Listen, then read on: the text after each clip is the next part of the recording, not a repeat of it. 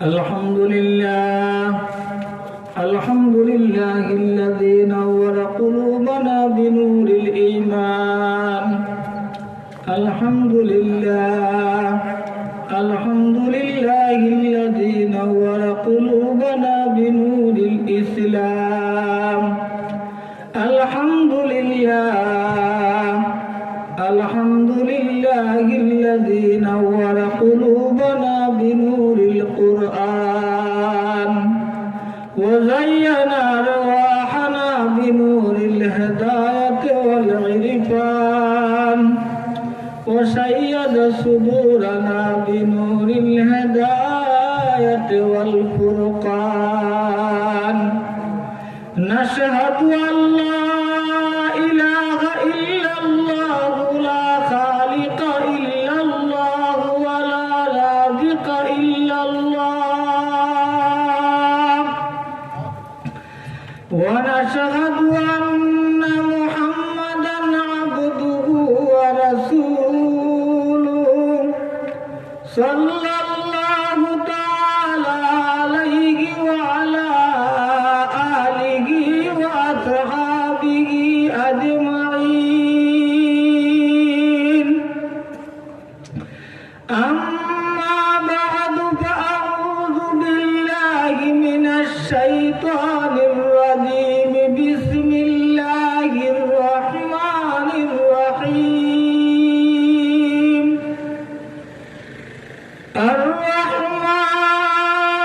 الرحمن علم القرآن خلق الإنسان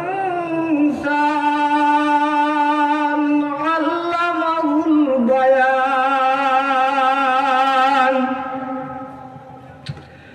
وقال النبي صلى الله عليه وسلم الراحمون يرحمهم الرحمن ارحموا من في الأرض يرحمكم من في السماء. عشق کی مشکل نگر مشکلوں کو آساکی درد صدر کس سے کہا کوئی تو غم خار نہیں. اے خدا تیرے سوا کوئی تو مددگار نہیں. حسن ظاہر و حسن باطن سے ستودہ کر ہمیں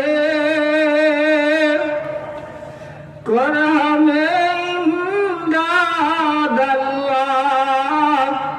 وقت ہے امداد کا کر ہمیں امداد اللہ. وقت ہے امداد کا.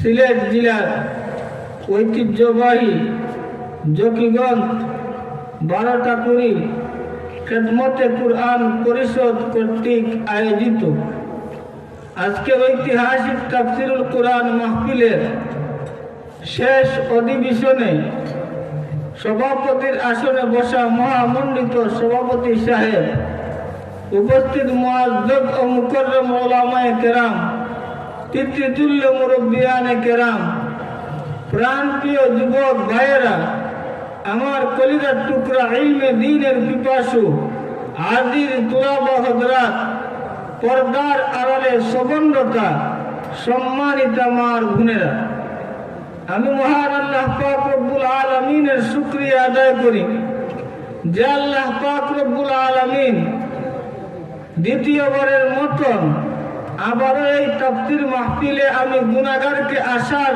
সুযোগ করে দিয়েছেন। আপনাদেরকে বসা পেয়েছি, সেই হিসাবে শুকরিয়া আদায়ান্তে আমরা একবার বলি আলহামদুলিল্লাহ। যেহেতু খেদমতে কুরআন পরিষদ, সেই হিসাবে আমি সূরা রহমানের প্রথম দিকে কয়েকটা আয়াত পাঠ করেছি এবং এর সম্পর্কিত নবীদের একটা হাদিস পাঠ করেছি। যদি আল্লাহ তৌফিক দান করেন তাইলে উক্ত আয়াত এবং হাদিসের আলোকে আমলের নিয়তে কিছু কথা বলবো।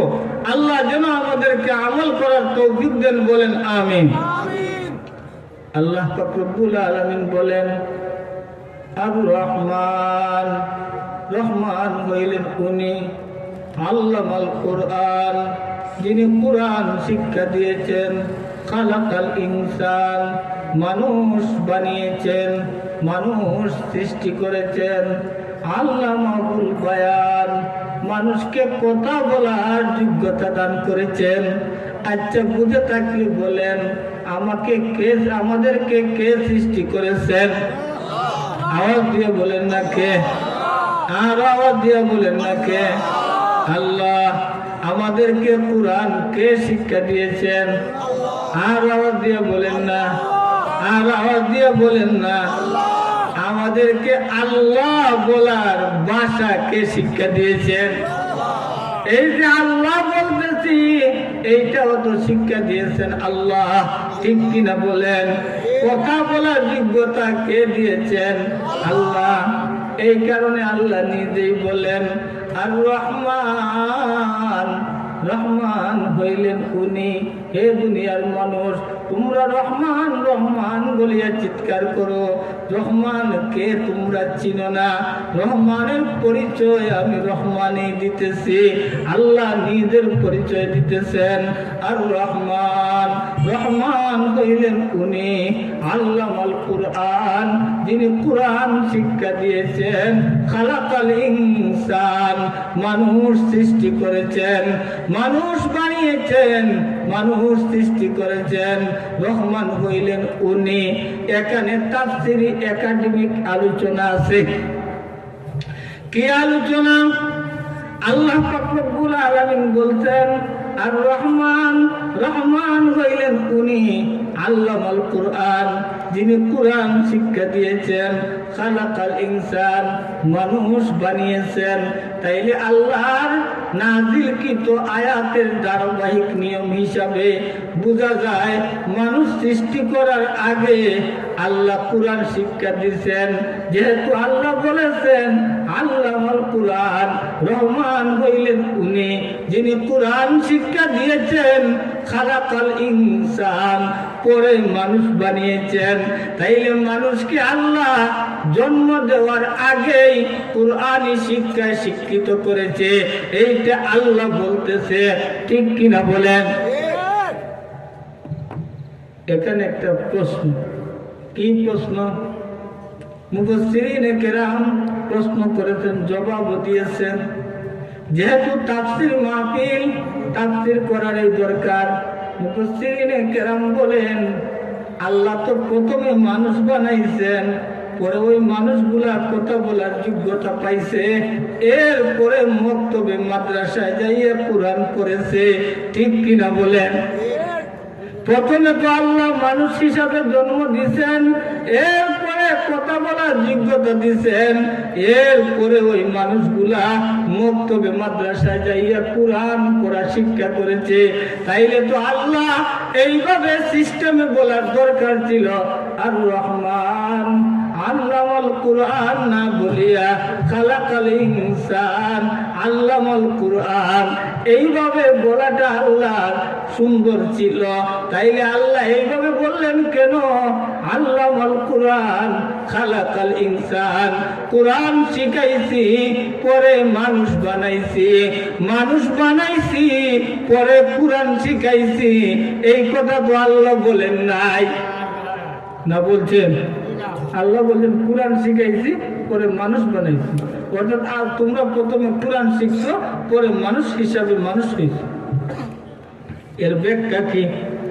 এর ব্যাখ্যায় মুফাসসিরিনে কেরাম বলেন, আল্লাহ যেভাবে সূরা রহমান নাযিল করেছেন এটাই সঠিক। আল্লাহ প্রথমে কোরআন শিখাইছেন, পরে মানুষ বানাইছেন। এর অনেক ব্যাখ্যা আছে। এই ব্যাখ্যাগুলোর মধ্যে একটা ব্যাখ্যা, দুনিয়ার সমস্ত মানুষগুলা যখন রূহ জগতে ছিল, আত্মার জগতে ছিল, আমরা আত্মার জগতে ছিলাম না ছিলাম না? তাই কথা বলতে ছিলাম না ছিলাম না?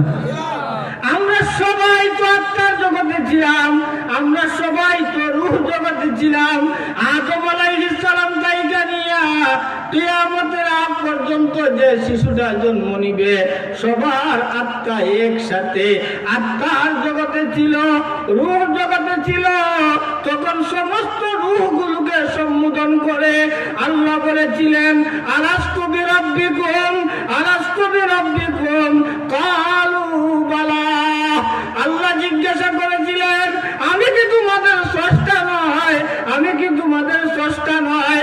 সমস্ত মানুষগুলা একসাথে রূহ জগতে, আত্মার জগতে, আত্মা তাইকে আওয়াজ দিয়েছিল, বালা বালা বালা। হ্যাঁ আল্লাহ, আপনি আমাদের সৃষ্টিকর্তা, আপনি আমাদের সৃষ্টিকর্তা, আপনি আমাদের খালিক। এই কথাটা কোন জগতে বলেছিলেন? রূহ জগতে। কথাটা কোন জগতে বলেছিলেন?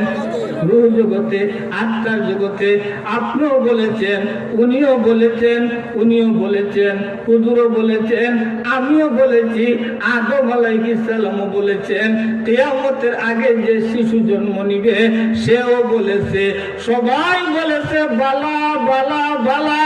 আল্লাহ, হ্যাঁ আপনি আমাদের সৃষ্টিকর্তা, আপনি আমাদের মওলা, আপনি আমাদের খালিক, আপনি আমাদের মালিক, আপনি আমাদের সব। আচ্ছা, বুঝে থাকলে বলেন, আলাস্তু বিরাব্বিকুম কালু বালা। এটা কোরআনের আয়াত না আয়াত না? উলামায়ে কেরাম বলেন আয়াত না আয়াত না? আয়াত। তাইলে আয়াতটা রূহ জগতে আমরা শুনছি, রূহ জগতে বলা আয়াতের একটা শব্দ দ্বারা আমরা জবাব দিছি। তাইলে তো রূহ জগতে আমরা কোরআন পড়েছি না পড়ি নাই? একটা শব্দ হইল তো আমরা বলছি, একটা শব্দ হইল তো আমরা জানছি।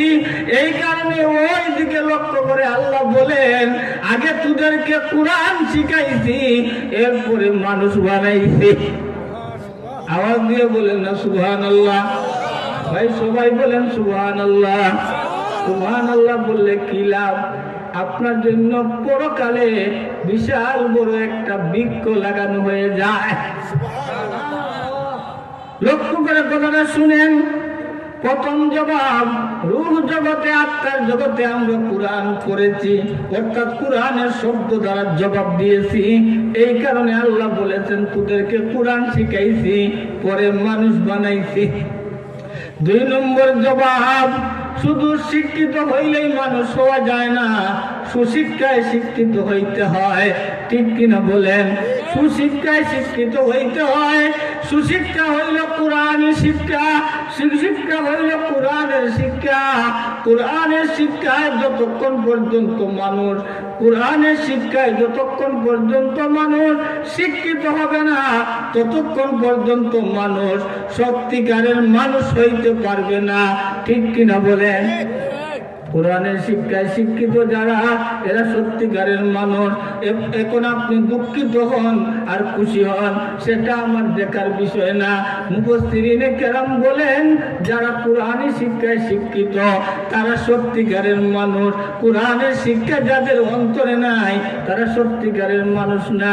এর একটা দৃষ্টান্ত আপনাদের সামনে দিব। হাদিসের মধ্যে নবীজি বলেন যে 3 বার কুল হুয়াল্লাহ পড়বে, যে ব্যক্তি 3 বার কুল হুয়াল্লাহ পড়বে, তার আমলের মধ্যে 1 খতম কোরআনের সওয়াব দেওয়া হবে। 1 খতম কোরআনের সওয়াব আপনার আমার আমলও দেওয়া হইবে। 3 বার কুল হুয়াল্লাহ পড়লে। কুল হুয়াল্লাহ আমরা পারি না? কারা কারা পারেন? হাত উঠান দেখি একটু। পড়বেন নি? আর একটা কথা বলি আপনাদের, নবীজি হাদিসের মধ্যে বলেন, যে ব্যক্তি প্রতিদিন 10 বার কুল হুয়াল্লাহ পড়বে, প্রতি রাত্রে 10 বার কুল হুয়াল্লাহ পড়বে, রাতে আল্লাহ তার জন্য জান্নাতে একটা বিল্ডিং বানাবেন, দিনে জান্নাতে একটা বিল্ডিং বানাবেন। দুনিয়ায় একটা বিল্ডিং বানানোর জন্য সারা লাইফ বিদেশের বাড়িতে কাটাইয়া দিতে হয়, সারা লাইফ বিদেশের বাড়িতে কাটাইয়া দিতে হয়। অথচ এই বিল্ডিং আমার জন্য চিরস্থায়ী না। আমার প্রাণ বের হয়ে গেলে এই বিল্ডিং থেকে আমাকে বের করে দেওয়া হবে, ঠিক কিনা বলেন? না মারা যাওয়ার পরে কেউ ঘরের মধ্যে থাকেন না ঘর থেকে বের করে দেওয়া হয়? এই বিল্ডিং বানানোর জন্য আমি এত অক্লান্ত পরিশ্রম করি, সারা জীবনের পুঁজিটা খরচ করে দেই। দুনিয়ার বিল্ডিং, যে বিল্ডিং ক্ষণস্থায়ী চিরস্থায়ী না, যে বিল্ডিং এর মধ্যে আপনার থাকবেন না আমিও থাকবো না, ওই বিল্ডিং এর জন্য আমরা পাগল। আর যে বিল্ডিং চিরস্থায়ী জান্নাতের বিল্ডিং, এই বিল্ডিং এর চিন্তা আমাদের নাই। আসেনি? কথা বলেন আছে? থাকলে তো প্রতিদিন 10 বার কুল আল্লাহ পড়তাম। আজকে এখন তাইকে মনে করেন মাহফিল তাইকে যখন উঠবেন বাড়িতে যাওয়ার আগ পর্যন্ত 10 বার কুল আল্লাহ পড়বেননি? কারা কারা পড়বেন হাত উঠান, কারা কারা পড়বেন হাত উঠান। আল্লাহ কবুল করে হাত নাও। কেন বলছি? নির্যাস, প্রত্যেক জিনিসের নির্যাস আছে। এই তাফসীরের সার মর্মটা একবারে নির্যাসটা এখন কিছু নিয়ে যাওয়ার দরকার বাড়িতে। সারাদিনেই তো শুনলেন, কিন্তু এখন যাওয়ার সময় শয়তানের দুঃখা দিবে, শয়তানের দুঃখার মধ্যে আমরা যাতে না পড়ি এই হিসাবে কিছু আমল নিয়ে যাওয়ার দরকার, ঠিক কিনা? আমল নিয়ে যাওয়ার দরকার। যেমন আপনি বাড়িতে যাওয়ার আগে যদি 10 বার পড়ে নেন, আর কবরস্থান দিয়ে হাইটে যান 3 বার পড়ে নেন, কবরস্থানের মধ্যে 1 খতম কোরআনের সব চলে যাবে। 10 বার পড়লে 3 খতমের সব চলে যাবে। তাইলে পড়তে রাজি আছি? পড়তে রাজি আছি? আসেন, আল্লাহ পাক রব্বুল আলামিন বলেন আর রহমান, রহমান তোমরা চিনো, রহমান তোমরা চিনো। রহমানকে, রহমান কোন জিনিসের নাম? আল্লাহর একটা সিফতি নাম রহমান, আল্লাহর একটা সিফতি নাম রাহিম। রহমানের ব্যাখ্যা করতে যাইয়া আল্লামা বয়দাবী রাহমাতুল্লাহি আলাইহি উনার বিশ্বনন্দিত তাফসীরের কিতাব বয়দাবী শরীফের মধ্যে লেখেন, ইমাম বুখারী রাহমাতুল্লাহি আলাইহি উনার বিশ্বনন্দিত কিতাব বুখারী শরীফের কিতাব তাফসীরের মধ্যে বিসমিল্লাহির রহমানির রহিম লেখার পরেই বলছেন আর রহমান আর রাহিম ইসমান মিনার রহমান। রহমান এবং রাহিম এই দুইটার নাম রহমত তাইকা নির্গত, রহমত তাইকা বের হয়েছে। রহমত অর্থ দয়া, রহমত অর্থ মায়া, রহমত অর্থ আদর। আল্লাহ পাক রব্বুল আলামিন দুনিয়ার সবাই চাইতে বেশি আদর করেন আমাদেরকে, না করেন না?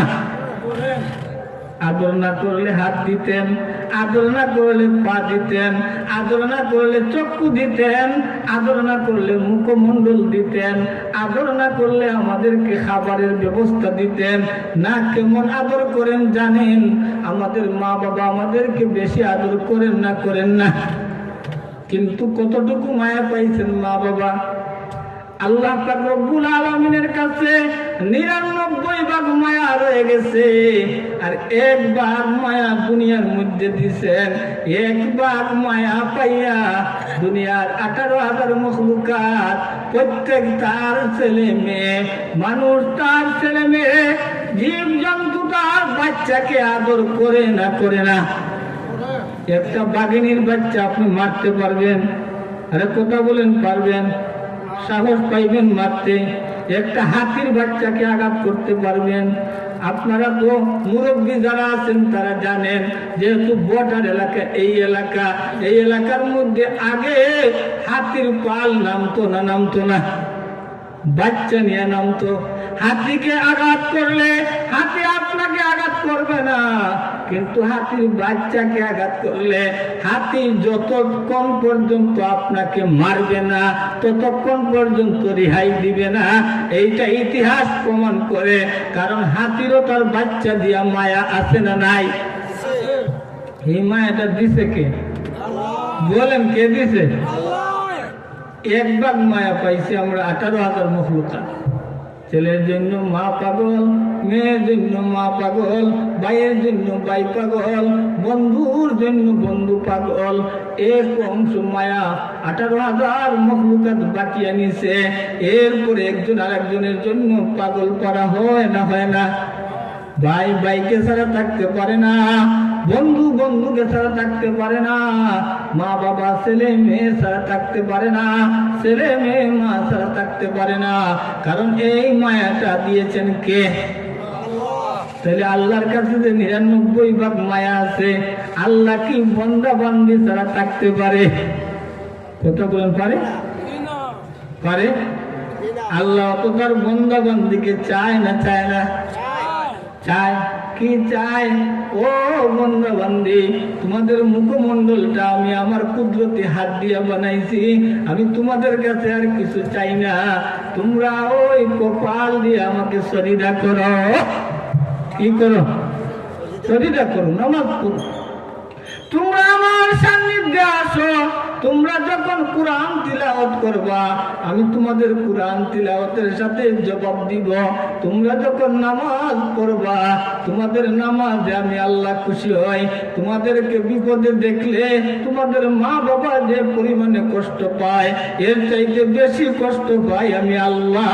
কারণ আমার কাছে 99 ভাগ মায়া রয়ে গেছে।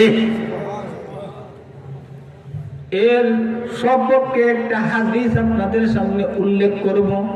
বুখারী শরীফের মধ্যে ইমাম বুখারী রাহমাতুল্লাহি আলাইহি উল্লেখ করেন আল্লাহ কি পরিমাণে দয়ালু। এর আগে একটু আলোচনা করি, তাফসীরে আলোচনা। ইমাম বয়জাউই বলেন, আর রহমান আবলাগু মিনার রাহিম, রহমানের মধ্যে ব্যাপকতা বেশি রহিমের চাইতে। অর্থাৎ রহমানের মধ্যে ব্যাপকতা, রহিমের মধ্যে সীমাবদ্ধতা। এর অর্থ কি? অর্থাৎ রহমান যে সিফত, এই সিফতটা হইল ব্যাপক। এই সিফতের গুণের রহস্য হইল রহমান হইলেন আল্লাহ দুনিয়ার মধ্যে। আবার সাহেবে বয়জাউই বলেন, রহমানুদ দুনিয়া ও রাহিমাল আখিরা, ইয়া রহমানুদ দুনিয়া ও ইয়া রাহিমাল আখিরা। ও দুনিয়ার রহমান, ও পরকালের রাহিম। আল্লাহ পরকালে হবেন রাহিম। আমাকে দিয়েন না, আমি বয়ানে কোনো কিছু খাই না। লক্ষ্য করে কথাটা শুনেন, মন দিয়ে কথাটা শুনেন। আল্লাহ দুনিয়ায় হইলেন রহমান, পরকালে হইবেন রহিম। কিভাবে রহমান? ব্যাপক আল্লাহ, ব্যাপক মায়া আল্লাহ দুনিয়ার মধ্যে। আল্লাহ মুসলমানকেও মায়া করে, কাফিরকেও মায়া করে, হিন্দুকেও মায়া করে, খ্রিস্টানকেও মায়া করে, ইহুদিদেরকেও মায়া করে। নতুবা আল্লাহর সাথে যে নাফরমানি করে, যে বা যারা নাফরমানি করে, এদেরকে দুনিয়ায় আল্লাহ রাখার কথা না, উঠাইয়া দেওয়ার কথা। কিন্তু রাখে, খাওয়ায়, ধন বাড়াইয়া দে, শক্তি বাড়াইয়া দে। কারণ রহমান। আল্লাহ বলে, দুনিয়ায় আমি রহমান, আমি নেককারকেও খাওয়াইব, গুনাহগারকেও খাওয়াইব, আল্লাহওয়ালাকেও খাওয়াইব, পাপীকেও আমি খাওয়াইব, কাফিরকে আমি খাওয়াইব, ইহুদিদেরকে আমি খাওয়াইব।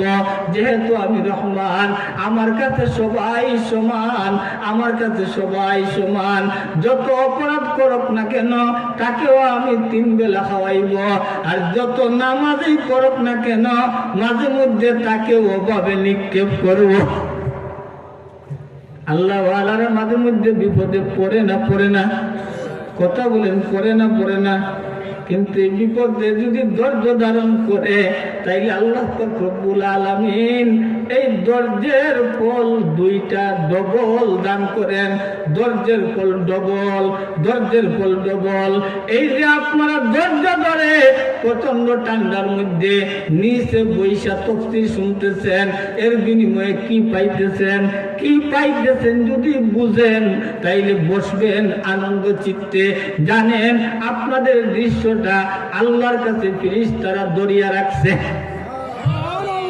আল্লাহ দেখতেছেন, আপনারা যে তাফসীর শুনতেছেন। 2 নম্বর, যখন বের হয়ে যাবেন, আল্লাহ বলবেন, যাও বাড়িতে চলে যাও, তোমাদেরকে আমি ক্ষমা করে দিলাম। তাইলে শেষ করে চলে যাওয়ার মধ্যে উপকার না শেষ হওয়ার আগে চলে যাওয়ার মধ্যে উপকার? শেষ করে চলে যাওয়ার মধ্যে উপকার। আল্লাহ পাক রব্বুল আলামিন পরীক্ষা করেন আল্লাহ ওয়ালাদেরকে। আপনারা আল্লাহ ওয়ালা, আপনাদেরকে আল্লাহ পরীক্ষা করতেছেন ঠান্ডা দিয়া, নিচেও ঠান্ডা উপরেও ঠান্ডা, ঠান্ডা পড়তেছে, আপনারা বসেন কি না এইটা আল্লাহ পরীক্ষা নিতেছে। যদি ধৈর্য ধরে পরীক্ষার মধ্যে পাস করতে পারেন তাইলে ডবল পুরস্কার পাইবেন। এইভাবে আল্লাহ পরীক্ষা করেছিলেন কাজী আবু বকরকে, মক্কার একজন যুবককে। লক্ষ্য করে যুবকরা কথাটা শুনবা, লক্ষ্য করে যুবকরা কথাটা শুনবা। মক্কার একজন যুবক কাজী আবু বকর, মক্কার একজন যুবক কাজী আবু বকর, যুবক আবার আলিম, বিরাট বড় আলিম, সাথে সাথে আল্লাহওয়ালা। এই যুবকগুলাও আল্লাহওয়ালা যারা তাফসীর করায়, ওই যুবকগুলাও আল্লাহওয়ালা যারা তাফসীর শুনে, ওই যুবকগুলো আল্লাহওয়ালা বক্তাকে যারা আগাইয়া নিয়ে আসে, ওই মুরব্বীরাও আল্লাহওয়ালা যারা বয়ান শোনার জন্য বসে যান। এই বয়ান আপনার আমার নাজাতের উসিলা হইতে পারে না? পারে না? আল্লাহ যখন জিজ্ঞাসা করবেন তুমি দুনিয়ায় কি করছো, বলতে পারবেন আল্লাহ কিছুই করি নাই। ইখলাসের সাথে 12টা করে তাফসীর মাহফিলের সামনে শেষ পর্যন্ত বসেছিলাম, ওই একটা রাত্র ইখলাসের সাথে বসেছিলাম, আর জীবনে কোনো কিছু করি নাই। আল্লাহ বলবেন বন্দারে ওই রাতের বসার কারণে তোকে আমি জান্নাত দিয়ে দিলাম। এই বসা বেকার যাবে না। কাজী আবু বকরকে আল্লাহ পরীক্ষা করতেছেন, আপনাদেরকেও পরীক্ষা করতেছেন। কাজী আবু বকরকে আল্লাহ পরীক্ষা করছেন। কি পরীক্ষা? গরিব বানিয়ে দিছেন, খাবার পান না, খাবার পান না। এক বেলার উপবাস, 2 বেলার উপবাস, 3 বেলার উপবাস, এইভাবে 7 বেলার উপবাস। উপবাস 7 বেলার। আমরা কয় বেলার উপবাস? 1 বেলার। ওই যুবক 7 বেলার উপবাস। আল্লাহ ওনাকে উপবাস রাখলো কেন? আল্লাহ পরীক্ষা করতেছে। আমার কাজী আবু বকরকে বড় ওলি বানাইছি, আমার কাজী আবু বকরকে বড় আলিম বানাইছি। আমার কাজী আবু বকর যুবক, দেখি একটু পরীক্ষা করে ধৈর্য ধরে না ধরে না। যদি ধৈর্য ধরে তাইলে আমি তাকে ডবল দান করব।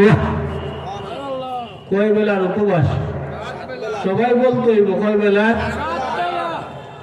7 বেলার উপবাস। বিকাল বেলা বাজারে গেছেন, মক্কার বাজারে। আপনারা যারা হজে গেছেন, উমরায় গেছেন, মক্কার বাজার দেখছেন না দেখেন নাই? আল্লাহ সবাইকে দেখাইবা।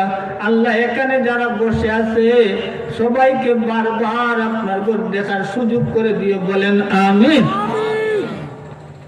লক্ষ্য করে কথাটা শুনেন। মক্কার বাজারে ঘুরতেছেন, কারো কাছে চাইতেছেন না। খাবারের দোকানের সামন দিয়া যান, কারো কাছে খাবার চান না। আল্লাহ বেজার হয়ে যাবে। আমি কারো কাছে চাইব না। আপনাদের অনেকের মন বলতেছে ওইটা যাইতে, কিন্তু ওইটা যাইতেছেন না। আল্লাহ বেজার হয়ে যাবে। ঠান্ডার মধ্যে বসে আছেন, এইটা ধৈর্য, এইটা সবর। আর আল্লাহ বলেন ইন্নাল্লাহা মা'আস সাবিরিন, ধৈর্যশীলদের সাথে কেউ নাই, ধৈর্যশীলদের সাথে স্বয়ং আমি আল্লাহ আছি।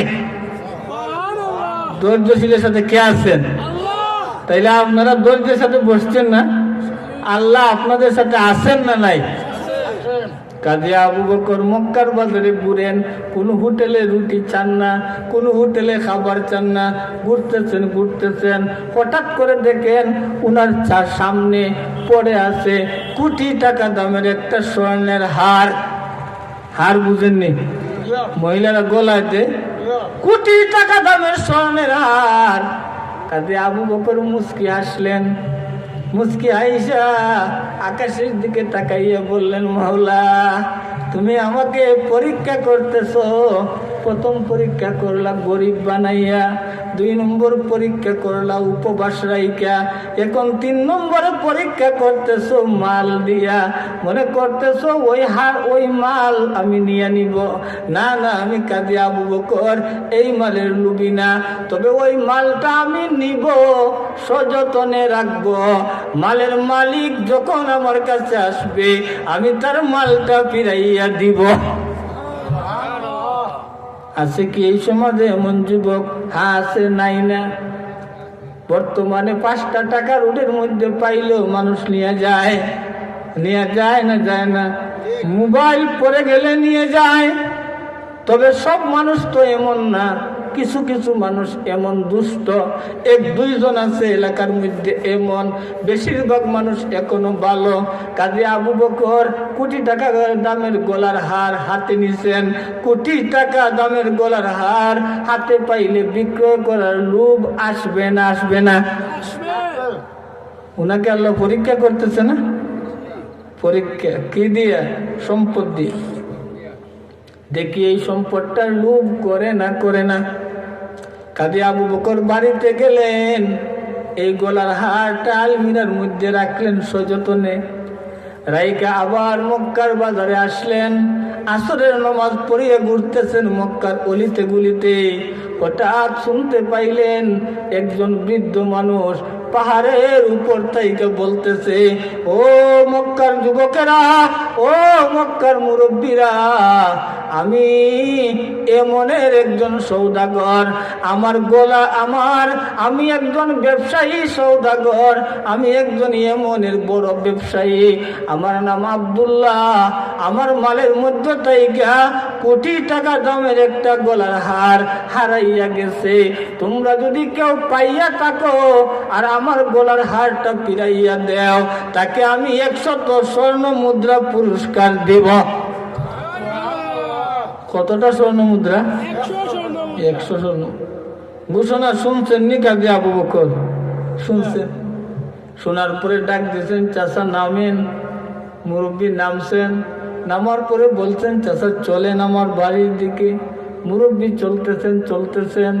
বাড়িতে যখন ঢুকছেন, কাজী আবু বকর চিন্তা করলেন, মেহমানের সম্মান করার তো দরকার, মেহমানের মেহমানদারি করা তো দরকার, কিন্তু আমি তো 7 বেলার উপবাস, আমার ঘরে তো খাবার নাই, তো আমি কি দিয়া মেহমানদারি করব?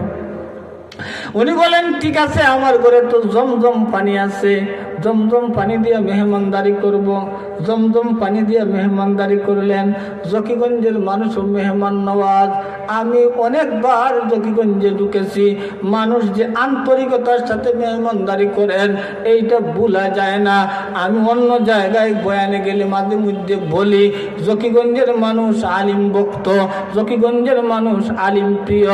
আপনাদেরকে আমি খুশি করার জন্য বলছি না, আর খুশি করার জন্য বলছি, যেহেতু আপনাদের মধ্যে এই গুণ আছে না নাই? সবাই খাওয়ানোর জন্য ভাবো। লক্ষ্য করে কথাটা শুনেন। কাজী আবু বকর মেহমানদারি করলেন পানি দিয়া। মেহমানদারি করার পরে বললেন, চাচা আপনার হারানো হারের বিবরণটা দেন, কোনভাবে কিভাবে হারাইছে? তিনি বলেন, এইভাবে হারাইছে। আর কাজী আবু বকর বলেন, হারটা কেমন ছিল বিবরণ দেন। মুরব্বী বলতেছেন, আমার হারের প্রথম লাইন স্বর্ণের, দ্বিতীয় লাইন রূপা, তৃতীয় লাইন হীরা, চতুর্থ লাইন ডায়মন্ড, এই 4 লাইনে আমার গলার হার। কাজী আবু বকর ভিতরের রুমে গেলেন, যাইয়ে দেখলেন মুরব্বী যেভাবে বলছে ওইভাবেই হারটা। কাজী আবু বকর সযত্নে হারটা হাতে নিলেন, নিয়ে মুরব্বীর হাতে দিয়ে দিলেন। বলেন না সুবহানাল্লাহ। তো কত বড় ব্যাপার, কত বড় ব্যাপার! কোটি টাকা ফিরিয়ে দেওয়া সাধারণ ব্যাপার। মুরব্বী পাওয়ার সাথে সাথে খুশি হইয়া 100 স্বর্ণ মুদ্রার তলি হাতে নিয়ে বললেন, বাবা এই নেও লাল তলি, এর মধ্যে 100 স্বর্ণ মুদ্রা আছে, তুমি তোমার ইচ্ছা মতো খরচ করো। কাজী আবু বকর বলেন, চাচা আমি আপনার কোটি টাকা দামের গলার হার ফিরাইয়া দিছি এই স্বর্ণ মুদ্রা পাওয়ার জন্য না, আমি ফিরাইয়া দিছি আখিরাতে আমার আল্লাহর দয়া পাওয়ার জন্য। আর রহমান আল্লামাল কুরআন খালাকাল ইনসান আল্লামাহুল বায়ান। রহমানের বিবরণ কি দিব? রহমানের বিবরণ যদি দিতে হয় সারা রাত্র দিয়েও শেষ করা যাবে না। এই রহমানের রহম, এই রহমানের দয়া প্রত্যেক মানুষের অন্তরে কিছু না কিছু আল্লাহ দিছে না দেয় নাই? প্রাণীর মধ্যেও দিছে, বাঘ বালুকের মধ্যেও দিছে, এই প্রাণীর মধ্যেও আল্লাহ দয়া মায়া দিছে। কাজে আবু বকর বলেন, চাচা আমার টাকার অনেক প্রয়োজন, আমি 7 বেলার উপবাস, আমি 7 বেলার উপবাস, আমার টাকার প্রয়োজন, তবে আপনার ওই টাকাগুলো আমি নিব না। আমি দুনিয়ায় আমার ধৈর্যের প্রতিফল নিতে চাই না, আমি আমার ধৈর্যের প্রতিফল চাই পরকালে। এই যে আপনারা বসছেন ধৈর্য ধরে, বিনিময়ে দুনিয়ায় চান না পরকালে চান? কারা কারা পরকালে চান দেখি? আল্লাহ আমাদেরকে পরকালে বিনিময় দিও, বলেন আমিন। কথা কি সবাই বুঝতেছেন? কথা বলবো না বন্ধ করে দিব? শুনবেন আপনারা? তাইলে ইনশাল্লাহ কিছুক্ষণ বলবো, যেহেতু এসে গেছি, কষ্ট করে আসছি অনেক দূর থেকে। আমার ভাই রেজওয়ানের অনুরোধে বারবার ফোন করে যোগাযোগ করছে, বলছে আমাকে ফোন করবে না, কিন্তু আজকেও অন্তত 3 থেকে 4 বার ফোন করছে। আপনাদের সুযোগ্য সন্তানেরা এই ধরনের তাফসীরের আয়োজন করে প্রতিবার দিত, আপনারা চান না চান না? কারা কারা চান দেখি হাত উঠান। আল্লাহ কবুল করো, হাত নাও। লক্ষ্য করে কথাটা শুনেন। কাজে আবু বকর তলিটা হাতে নিলেন না, মুরব্বীকে ফিরাইয়া দিলেন। মুরব্বী কাঁদিয়া কাঁদিয়া বলেন, কাজে আবু বকর তোর মতন যুবক যদি দুনিয়ায় সব হইয়া যাইত, এই সমস্ত বিশ্ব স্বর্ণে পরিণত হইয়া যাইত। বাবারে, আমি এমনের সৌদাগর আব্দুল্লাহ, তুমি যদি কোনোদিন এমনে যাও তাইলে আমার বাড়িতে যাইবা, আমি তোমার মেহমানদারি করব, কারণ তোমার মতন সম্মানী মেহমান দুনিয়ায় হইতে পারে না, তোমার মতন ধৈর্যশীল যুবক দুনিয়ায় হইতে পারে না। 7 বেলার উপবাস তুমি আমার কাছে চাইতে পারতা, চাইলা তো না, আমি তোমাকে দিলাম, এরপরও তুমি নিতে চাও না। তোমার আল্লাহর উপরে ভরসা, আল্লাহ যেন তোমার ধৈর্যের বিনিময়টা দুনিয়ায় আখিরাতে দান করেন। দোয়া করে মুরব্বী চলে গেলেন। কিছুদিন পরে কাজে আবু বকর বন্ধুদের সাথে আরব সাগর ভ্রমণে গেলেন। কোন জায়গায়? আরব সাগর আসেনি সৌদি আরবের কাছে? আরব সাগর আছে। আরব সাগর ভ্রমণে গেছেন, হঠাৎ করে জাহাজ ডুবে গেছে। সাগরের জাহাজ মাঝে মধ্যে ডুবে না? ডুবে না? আরে এই মাসের 14 তারিখে আমি সন্দ্বীপে যাইতেছি, চট্টগ্রাম সন্দ্বীপ। সন্দ্বীপে যাইতে হইলে স্পিড বোট দিয়া যাইতে হয়, বঙ্গোপসাগরের উপর দিয়া। বঙ্গোপসাগর গরম, তরঙ্গমালা ঢেউ বিশাল বড় বড়, যাত্রীরা লাইফ জ্যাকেট লাগাইছে। এইভাবে সদরিয়া যে আমি লাগাইছি, প্রত্যেকের গায়ে লাইফ জ্যাকেট। আমাকে বলতেছে, হুজুর আপনি একটা লাইফ জ্যাকেট লাগান। আমি বললাম, রাখেন আপনার লাইফ জ্যাকেট, লাইফের মালিক তো আল্লাহ, লাইফের মালিক তো জ্যাকেট না। জ্যাকেট সাঁতার দিয়া সাগরে কোনো কুল কিনারা কেউ পাইব? 45 মিনিট সময় লাগে চট্টগ্রাম থেকে সন্দ্বীপ স্পিড বুটে। স্পিড বুটে যদি 45 মিনিট লাগে, তাইলে স্বাভাবিকভাবে নৌকা দিয়া যাইতে কয় ঘন্টা লাগবে? অনেক সময়ের ব্যাপার না? তারা বলল ঠিক আছে। আমি বসে গেলাম, সাগর গরম হয়ে গেল, আমি রুমাল দিয়া মাথা এইভাবে ডাইকা দিলাম। আমি আমার মতে আছি, কয়েকজন মহিলারা চিৎকার শুরু করে দিল। আমি নিচু আওয়াজে বললাম, ও মায়েরা বোনেরা চিৎকার করবেন না, ধৈর্য ধরেন, ধৈর্য ধরেন, আল্লাহর উপরে ভরসা রাখেন, ইনশাআল্লাহ আল্লাহ আমাদেরকে নিবেন। ইনশাআল্লাহ কিছুক্ষণের ভিতরে আমরা পৌঁছে গেলাম, তীরে উঠে গেলাম।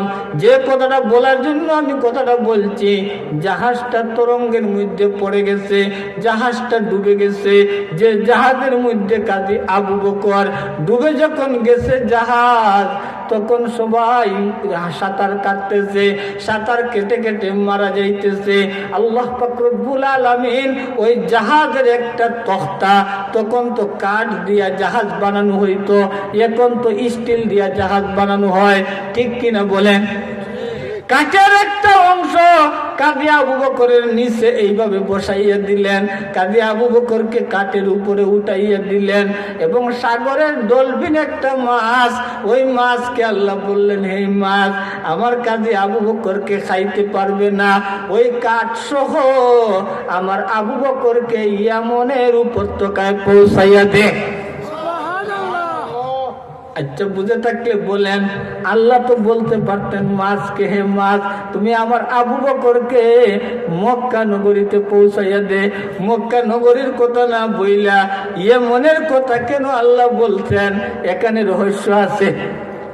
কিসমত কিয়া করে এক কাসা মে আজল নে, किस्मत किया है को कस्सा में आजल ने, जिस चीज की काबिल नजर आया, बुलबुल को दिया नाला परवाना को जलना, गम हमको दिया सबसे जो मुश्किल नजर आया। যে যে জিনিসের উপযুক্ত আল্লাহ তাকে ওই জিনিস দান করে, সবাইকে সব জিনিস আল্লাহ দেয় না, ঠিক কিনা বলেন? কাজী আবু বকর ইয়েমেনের উপত্যকায় উঠলেন, অজ্ঞান অবস্থায় পড়ে আছেন। মাছ উঠাইয়া দিল, কাজী আবু বকর অজ্ঞান। যখন জ্ঞান ফিরল, নামাজি মানুষ মসজিদ তালাশ করতে লাগলেন। পাইলেন একটা মসজিদ, মসজিদে যাইয়া নামাজ পড়লেন। নামাজ পড়িয়ে বসে আছেন, চিন্তা করতে আছেন, আমি কোন জায়গায় আসলাম, কোন দেশে আসলাম, কে আমাকে চিনবে? হঠাৎ দেখা যায় কয়েকজন মুরব্বী, আপনাদের মতন জ্ঞানী মুরব্বীরা আসছেন। আইসা বলতেছেন, বাবা, তোমার চেহারা দেখে মনে হয় তুমি আরবি লোক, তোমার চেহারা বলতেছে তুমি আরবি, তোমার চেহারা বলতেছে তুমি একজন ওলি, তোমার চেহারা বলতেছে তুমি একজন বড় আলিম। বলো তো বাবা, তোমার বাড়ি কোথায়? তিনি বলেন, আমার বাড়ি মক্কা নগরীতে। আমি আসছি কোথায়? আপনারা বলেন এই জায়গার নাম কি? মুরব্বীরা বলেন এই জায়গার নাম এমন। তুমি এমনে আসছো? আচ্ছা, কিভাবে তুমি এমনে আসলা? কাজী আবু বকর সমস্ত ঘটনা বললেন। আমি লম্বা করতে চাই না, সংক্ষেপে বলতে চাই। কাজী আবু বকর ঘটনা বলার পরে মুরব্বীরা বললেন, কাজী আবু বকর, ঠিক আছে, তুমি আমাদের এখানে থাকো মেহমান হিসাবে। আমাদের এখানে কোন হুজুর নাই, আমাদের ছেলে মেয়েদেরকে শিক্ষা দেওয়ার মানুষ নাই, তুমি আমাদের ছেলে মেয়েদেরকে শিক্ষা দাও, আমরা তোমাকে সম্মান করব। কাজী আবু বকর চিন্তা করলেন, মক্কায় তো শিক্ষকের অভাব নাই, কিন্তু এখানে শিক্ষক নাই, আমি থেকে যাই। তিনি রয়ে গেলেন শিক্ষকতায়। সকালে ছাত্রদেরকে পড়ান, বিকালে ছাত্রদেরকে পড়ান। কি পড়ান? কোরআনে করিম পড়ান।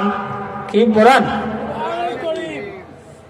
আজকে কোরআনের মাহফিল, খেদমতে কোরআন, কোরআন পড়াইতেছেন কাজী আবু বকর।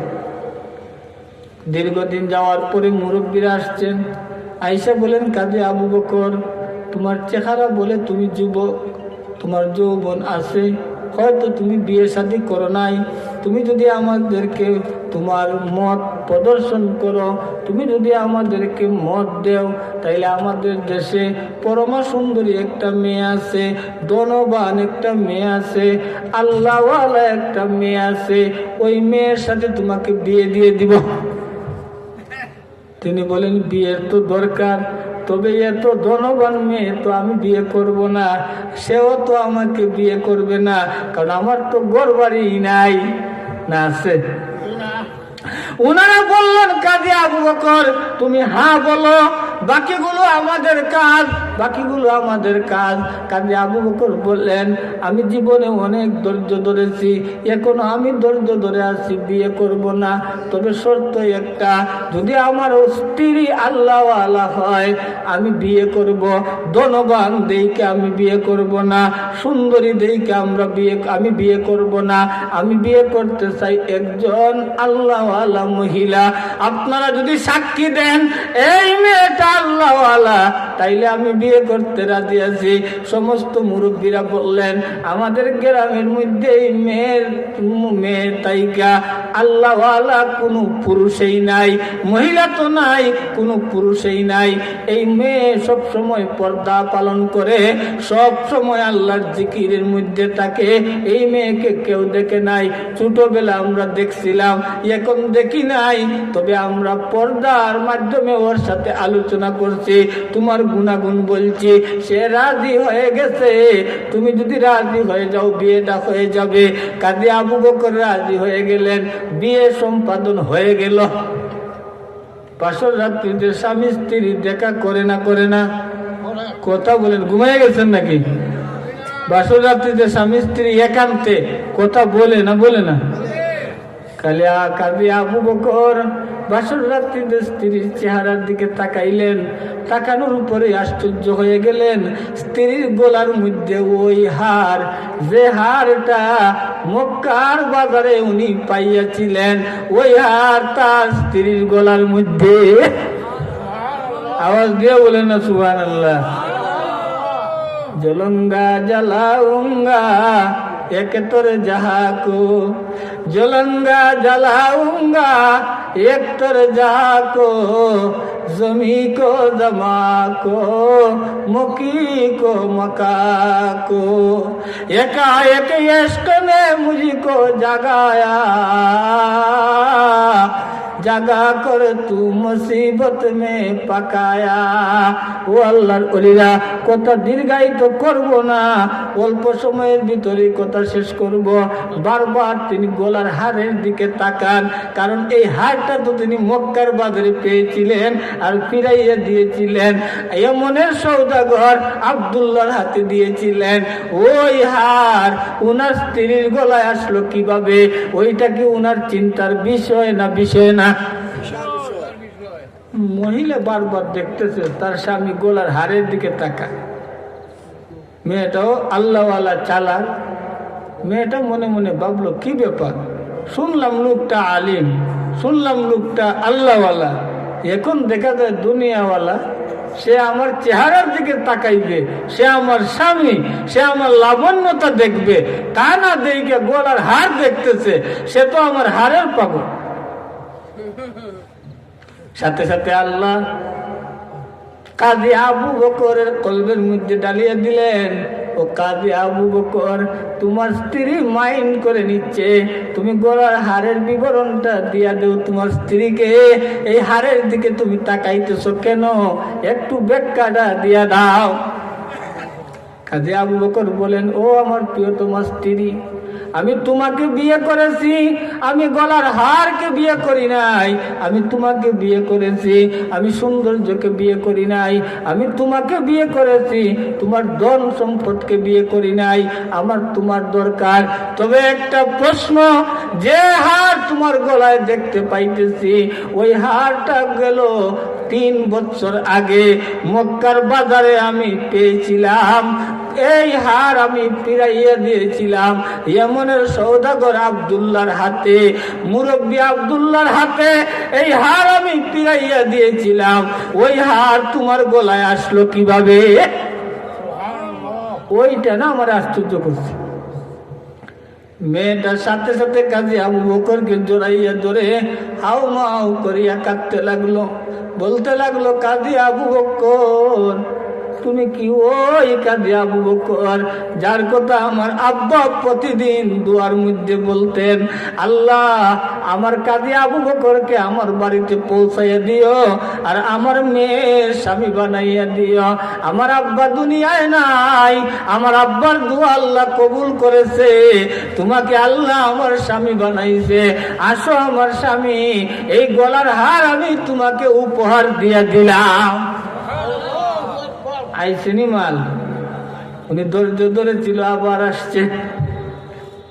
किस्मत किया और एक को कस्सा में आजुल ने जिस चीज की काबिल नजर आया, बुलबुल को दिया ना लाओ परवाना को जलना, गम हमको दिया सबसे जो मुश्किल नजर आया।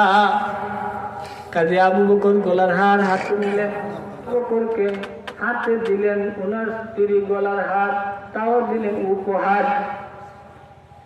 কাজী আবু বকর বললেন, ও আমার প্রিয় তোমার স্ত্রী, এই হারের মালিক কি আমি? স্ত্রী বলেন, হ্যাঁ আপনি, এই হারের মালিক আপনি। কাজী আবু বকর বলেন, আমি কি বাজারে বিক্রয় করতে পারি? হ্যাঁ বিক্রয় করতে পারেন, এবং বিক্রয়কৃত টাকা দ্বারা আপনার যা ইচ্ছা তা করতে পারেন। কাজী আবু বকর বাজারে গেলেন, বাজারে যাওয়ার পরে গলার হার বিক্রয় করলেন কোটি টাকা দিয়ে। কোটি টাকা যখন হাতে পাইলেন, কাজী আবু বকর চিন্তা করলেন, এই কোটি টাকা আমি কি করব? আমরা যদি কোটি টাকা হাতে পাই, চিন্তা করি বাসা বাড়ি করার, চিন্তা করি জমি জমা কেনার, চিন্তা করি টাওয়ার বানানোর, ঠিক কিনা বলেন? কাজী আবু বকর ভাবতেছেন কি করা যায়। ওই টাকা দিয়ে যদি আমি বিল্ডিং বানাই, আমার স্ত্রী মাইন্ড করবে, বলবে আমি দুনিয়াওয়ালা, আমি আল্লাহওয়ালা না, পরকাল আমি চাই না। সুতরাং আমি হারের টাকা দিয়ে বিল্ডিং বানাবো না। আমি কাজী আবু বকর আর একটু ধৈর্য ধারণ করব, দেখি আমার আল্লাহ কি করে। আর একটু ধৈর্য ধারণ করব, দেখি আমার মওলা কি করে। কাজী আবু বকর বলেন, সম্পূর্ণ টাকাগুলা আমি মাদ্রাসা, মসজিদ এবং ইয়েতিমখানায় দিয়ে দিব, বাজার থেকে দান করা শুরু করে দিব। তিনি বাজার থেকে টাকাগুলা দান করা শুরু করলেন। অর্ধেক টাকা মাদ্রাসায় দিলেন, তিনি যে মক্তবে পড়াইতেন ওইটাকে মাদ্রাসা বানানোর জন্য টাকা দিলেন অর্ধেক দিলেন মসজিদের মধ্যে, আর কিছু অংশ উনি গরিব মিসকিনের মধ্যে বন্টন করে দিয়ে যখন বাসার মধ্যে ঢুকলেন, তখন উনার কাছে একটা টাকাও নাই। বলেন না সুবহানাল্লাহ? সবাই আওয়াজ দিয়ে একবার বলেন সুবহানাল্লাহ। তিনি বলতেছে, স্বামী আপনি গলার হার কি করছেন? তিনি বলেন, বিক্রয় করছি। টাকা কি করছেন? টাকা তো আল্লাহর রাস্তায় দান করে দিয়েছি। তিনি বলেন, স্বামী আমি এমনটাই মনে করেছিলাম, আমি এমনটাই ভাবছিলাম যে আপনি আল্লাহর রাস্তায় দান করবেন, যেহেতু আপনি আল্লাহওয়ালা, রহমানের মহব্বত আপনার অন্তরের মধ্যে আছে, এই হিসাবে আপনি রহমানের রাস্তায় ব্যয় করবেন। ধন্যবাদ আপনাকে স্বামী। তবে শুনেন, এই ধরনের গলার হার আমার কাছে একটা নয়, আমার কাছে আরো অনেকটা আছে। এই সম্পূর্ণ হার এবং আমার বাবার সম্পূর্ণ সম্পদ আমি আপনাকে দিয়ে দিলাম। আচ্ছা, বুঝে থাকলে বলেন, মক্কা নগরীতে তাইকে যদি উনি পুরস্কার নিতেন তো 100 স্বর্ণ মুদ্রা পাইতেন। এই বিশাল হারের ভান্ডার, বিশাল সম্পদের ভান্ডার কি পাইতেন? পাইছেন কি কারণে? ধৈর্য ধরার কারণে। কি কারণে পাইছেন? ধৈর্য ধরার কারণে। আপনারাও যদি ধৈর্য ধরে শেষ পর্যন্ত থাকেন, বিশাল সওয়াবের ভান্ডার নিয়ে বাড়িতে যাবেন। বলছিলাম বুখারী শরীফের একটা হাদিস তো বইলে কথা শেষ করে দিব। বুখারী শরীফের মধ্যে হাদিস, আল্লাহ এবং বান্দার কথোপকথন। আল্লাহ এবং বান্দা কথা বলতেছেন, তাও বান্দাটা জাহান্নামের মধ্যে জ্বলতে জ্বলতে জ্বলতে জ্বলতে আংরা হয়ে গেছে। কি হয়ে গেছে? আংরা ছাই। ওই ছাই থেকে, আংরা থেকে একটা আওয়াজ বের হয়েছে, আল্লাহ। কি বের হয়েছে? আল্লাহ। খাজিনে জাহান্নামের দায়িত্বশীল ফেরেশতা বলেন, আরে তুই আল্লাহকে ডাকছ কেন? তুই তো নাফরমান গুনাহগার, জাহান্নামে জ্বলতেছস, তুই আবার আল্লাহকে ডাকছ কেন? সে বলে, খাজিনে জাহান্নাম, তুই তোর দায়িত্ব পালন কর, আমি আমার আল্লাহকে ডাকবো না, তাইলে কাকে ডাকবো? আমার আল্লাহকে আমি ডাকবো, তোর কি আসে যায়? ঠিক কিনা? খাজিনে জাহান্নাম কফ। আল্লাহ সরাসরি বলতেছেন, ও আমার বান্দা, এতদিন পরে তুমি কিভাবে ডাকলে আমাকে আল্লাহ? দুনিয়ায় থাকতে ডাকো নাই, জাহান্নামের আগুনে দগ্ধ হইতেও ডাকো নাই। এখন যখন আংরা হয়ে গেছো, এখন বলতেছো আল্লাহ। আচ্ছা ঠিক আছে আমার বান্দা, তুমি তো বলছো একবার আমাকে আল্লাহ। আমি যেহেতু রহমান, আমি যেহেতু রহিম, তোমার ডাকে সাড়া দিয়ে দিলাম। বলো তুমি আমার কাছে কি চাও? तेरे लिए मैं दीवाना चुर दिया हाल को, तेरे लिए मैं दीवाना चुर दिया हाल को, ऐ प्यार इंतजारों मैं तेरा दीदार को, तूने मुझको क्या दिया है मैंने तुझको सब दिया, तू मेरा या हो या ना हो मैं तू तेरा बन गया। আল্লাহ বলেন বন্দারে তুই আমার হো আর নাই হ, আমি তোর হয়ে গেলাম। বলো তোমার কি প্রয়োজন আমার কাছে? কাকে বলতেছেন? জাহান্নামী। কাকে বলতেছেন? আরে কথা বলেন, কাকে বলতেছেন? এই যুবক ঘুমাই কেন? কারে বলতেছেন? জাহান্নামী। আরে মেয়ে শুনো একটু, এর অল্পক্ষণ পরেই তো শেষ হয়ে যাবে। কথাগুলা লক্ষ্য করে শুনেন। বুখারী শরীফের রিওয়ায়াত। বন্দা বলে আল্লাহ এমনি ডাকছি। এমনি ডাকছে না কারণ আছে? কারণ আছে। এমনি ডাকছে না, ডাকছে কারণে। আল্লাহ বলেন তুমি এমনি ডাকো নাই, কারণে ডাকছো। সে বলে হ্যাঁ একটা কারণ আছে। আল্লাহ বলেন কি কারণে আমাকে ডাকছো? বন্দা বলে আল্লাহ গুনার কারণে জাহান্নামের আগুনে জ্বলতে জ্বলতে জ্বলতে জ্বলতে আমরা হয়ে গেছি, আর সহ্য হইতেছে না। ভাবলাম আপনি তো রহমান, আপনি তো রহিম, একবার আপনাকে ডাক দিয়া দেখি না, আপনি দয়া করেন না করেন না। ওই ডাক দিলাম আল্লাহ। আপনারাও বলেন আওয়াজ দিয়ে আল্লাহ, আর আওয়াজ দিয়া বলেন আল্লাহ। মোটর সাইকেল, হুন্ডার, গুড়া, এগুলো আওয়াজ দিয়ে বলেন না? কথা বলেন না ভাই, সব হইব। আল্লাহ আল্লাহ বইলে যদি জান দিতে পারেন, জান দিতে দেরি হবে, জান্নাতি হইতে দেরি হবে না। আর আওয়াজ দিয়ে বলেন সুবহানাল্লাহ। সাব্বাস, তুই যুবক, ঠিক আছে, তোর মতন যুবকেরই দরকার। আল্লাহ তার হায়াতের মধ্যে বরকত দেও বলেন আমিন। সমস্ত যুবকদের হায়াতের মধ্যে বরকত দেও বলেন আমিন। আল্লাহ আয়োজক যুবকদের হায়াতের মধ্যে বরকত দেও বলেন আমিন। আল্লাহ আমার বাইরে জওয়ানের হায়াত এবং ব্যবসার মধ্যে বরকত দেও বলেন আমিন। লক্ষ্য করে কথাটা শুনেন। সে বলছে আল্লাহ।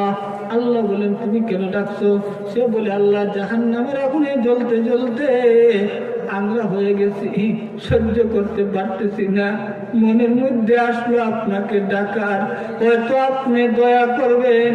যেহেতু 99 গুণ মায়া আপনার কাছে, দুনিয়ার বিপদে পড়লে মা বলিয়া ডাক দিলে মা ঘর থেকে পাগলিনীর মতন বের হইতেন, বাবা বলিয়া ডাক দিলে বাবা পাগলের মতন বের হইতেন।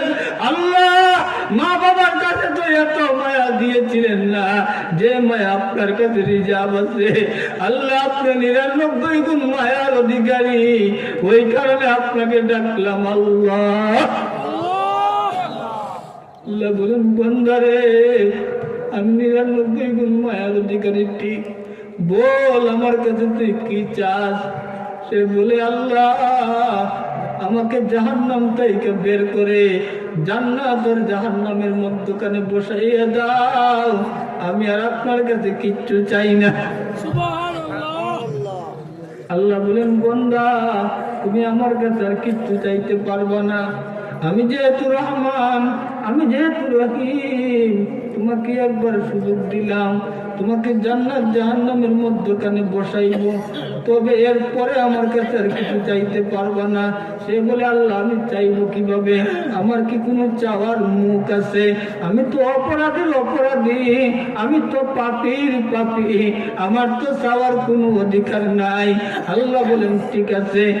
ফিরিস্তাকে বললেন ফিরিস্তা আমার এই বন্দাটাকে, এই আংরাটাকে নহরে হায়াতে গোসল দিয়া 4 গুণে গুণান্বিত করিয়া জান্নাত আর জাহান্নামের মধ্যখানে বসাইয়া দাও।